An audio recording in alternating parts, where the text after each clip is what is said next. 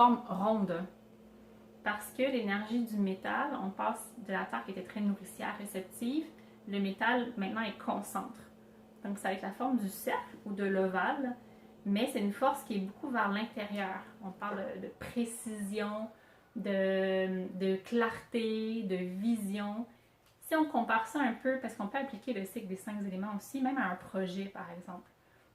Donc si on parle d'un projet, ça va être un peu la phase de post-mortem où on regarde tout ce qui a bien fonctionné, tout ce qui n'a pas fonctionné, on fait le ménage dans tout, on ne garde que le meilleur, et c'est ça l'énergie du métal. C'est très tranchant, clair, net, précis.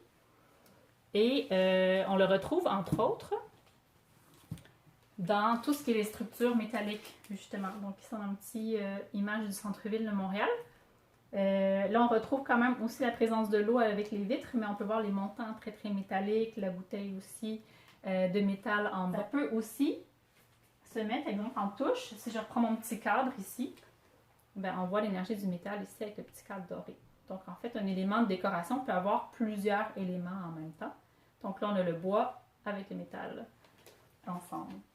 Et au niveau des couleurs du métal, ben, ça va être beaucoup dans les teintes. Encore là, il faut penser aux matériaux, aux minéraux. Donc, les teintes de doré, d'argent, bronze, cuivre. Et au niveau des couleurs, c'est surtout le blanc.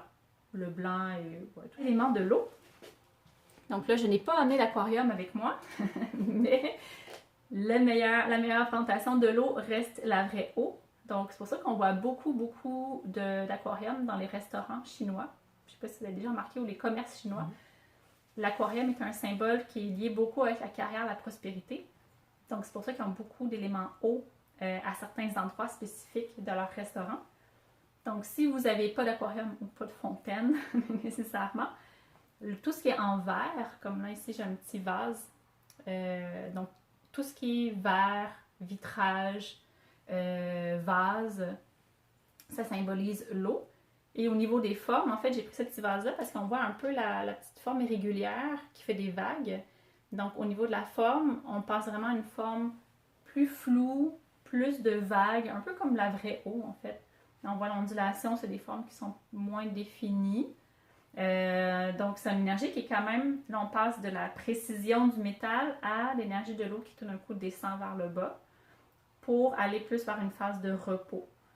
Donc c'est pour ça que c'est très important en fait d'avoir dans un espace les 5 éléments parce que ça boucle un tour complet, si on pourrait dire, des différentes énergies. Parce que justement, si on repart l'histoire du début, ben, on part par exemple un projet dans une phase de croissance avec le bois. C'est le moment où on a les nouvelles idées, ça pousse, ça croît, tout va bien. Quand le projet va super bien, c'est le feu, la culmination, le succès. Après, nécessairement, il y a une période où on récolte les fruits de notre succès, qui est plus avec l'énergie de la terre, nourricière. Ensuite, on fait le post-mortem, on concentre nos éléments, on fait le ménage, on ne garde que le bon. Et on finit par se reposer, parce que tout le monde a besoin de se reposer dans la vie. Et c'est l'énergie de l'eau qui permet d'avoir ce retour-là au calme, cette introspection, et qui nous permet aussi de redémarrer ensuite de nouvelles idées pour repartir avec le cycle du bois. Donc c'est pour ça qu'on a besoin en fait de toutes les étapes, comme dans la vie de manière générale et dans notre intérieur. Et le fait d'avoir les 5 éléments équilibrés, ça nous permet juste d'avoir une énergie qui est bénéfique pour nous.